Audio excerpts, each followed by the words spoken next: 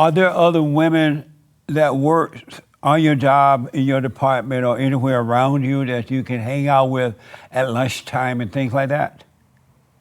I've been in the industry for 18 years. It's been different. I think it really just depends. Of course, there's more men than women. Right.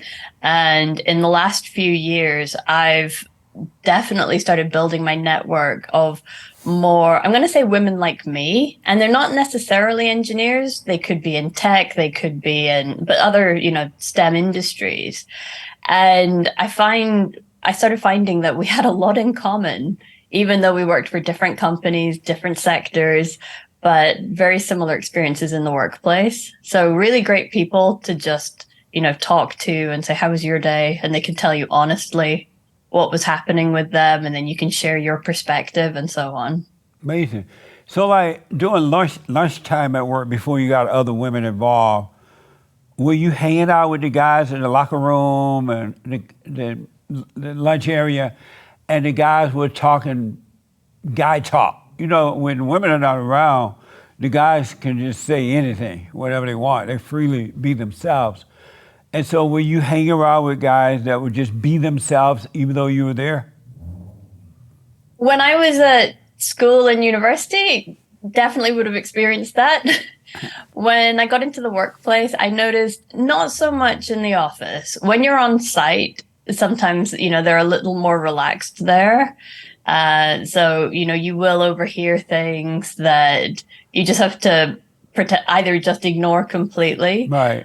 Sometimes, if a comment did come up, I could like put my head over the monitor and say, what did you just say? And because when I do it with a smile. So it's not like I'm having, because you want people to be themselves at work, Right. and you want people Yeah. to feel comfortable and not that there's a policeman watching them. Right. But at the same time, every now and then I'd be like, yeah, just remember I'm still sitting here.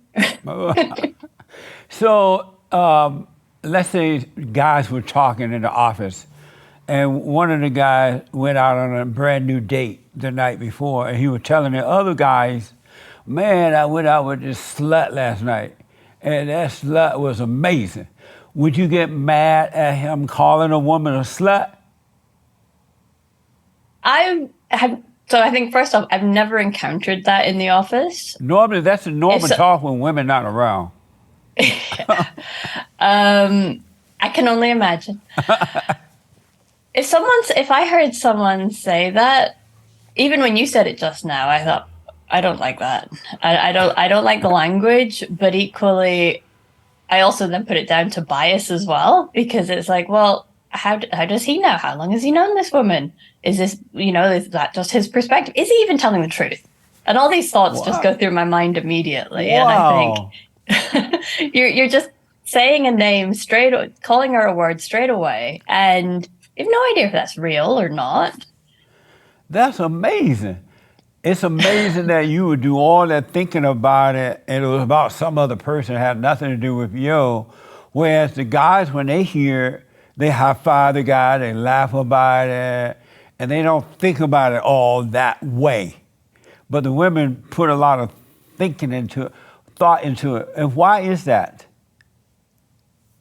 I think it's because a lot of the time, okay, so I'll speak from my own Yeah. experience, that I tend to observe a lot. I think human behavior fascinates me. Yeah. Watching how people interact in teams, you can tell who's the jock, who's the nerd, who's, more introverted, more extroverted, and so on. Well, I'd say one of my superpowers is looking around a room and seeing, who is the person that wants to speak but can't get their voice in there. And I've noticed in a lot of cases that men will speak more than women. And so I watched that. And I think maybe because of doing more listening, that you start seeing things and you can see where someone says something and then 2 minutes later they backtrack and they change and say it's something else. And I think maybe it's just all those observations. But also, I guess women get called a lot of things at work, to their faces as well as behind their backs. And I think because just knowing that, you know that someone has called them a name just because they were angry at them or frustrated by something they did. But I think there's a difference between what someone's done and who someone is. And sometimes I think that gets lost when people are talking about others. Men don't care about the name calling like that. They don't put much into it at all. Because if one guy say, "Oh, I went out on a date last night, I slept with this slut," and the men would laugh and say, "Oh, you little slut maker," they would just laugh about it. They don't feel offended. But you feel, and other women feel offended when they hear man talk, right? When it's the language you've just used, it didn't make me feel very comfortable. Really? And why, since it had nothing to do with you, why did you feel uncomfortable with the language that I use? I just, I don't know if it was how I was brought up. I mean, generally, I don't swear a lot. Um, when I've been in the workplace and that, yes, I mean, I know all of these words, I've heard them before, Right. but I think it really depends on the context of the situation. And I just, I end up thinking, to your example that you've just used, that then brings a woman's reputation into account. And reputations can be, take years to build and then be gone in a second. And that could have just be because of a careless remark. And that may be carried forward. I think that's why it makes me uncomfortable, because I wonder that. Now, I wonder, in the same vein, do the men think about it like 5 minutes later or an hour or a day later if they encountered this woman? Will they remember that conversation? I don't know. I would hope not, that the woman would get a blank sheet of paper to be able to introduce herself properly. But you never know. Right. They probably would think, "Wow, she's fine. I would like to get with her." But they wouldn't. It would be negative. You know what I mean? It would just be manly.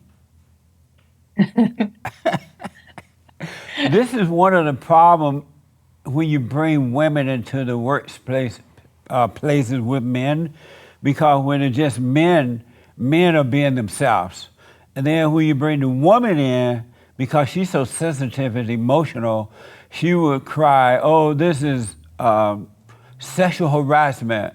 This is verbal abuse." She would give it a name when the guy didn't mean anything about it, when it's just guys.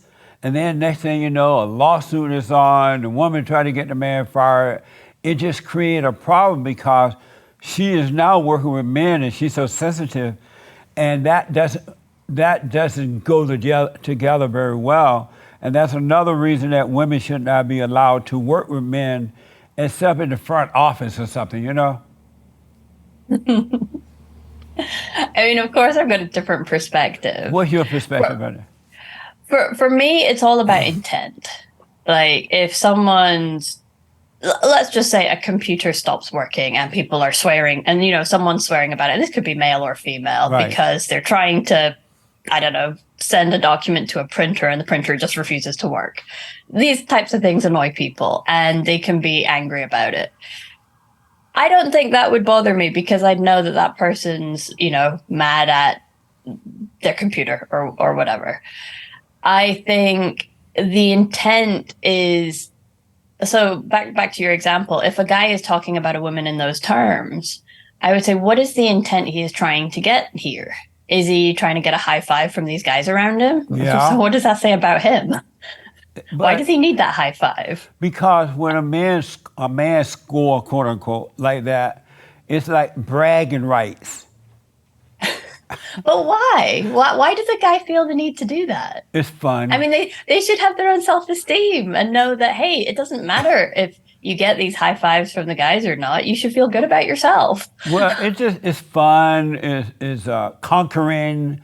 It's ego. It's just part of a man thing to do. It's not personal. Yeah, and I think that's the thing. When I hear, I'm just trying to think of some example of like another similar example, Right. because I know that you want people to feel themselves at work. Right. As I talked earlier, that if I speak to a colleague and so on, I love to ask them about their families, their hobbies, did they watch the football at the weekend, that kind of thing, because it's work and life are so intertwined these days, especially when sometimes you're speaking to people in their homes.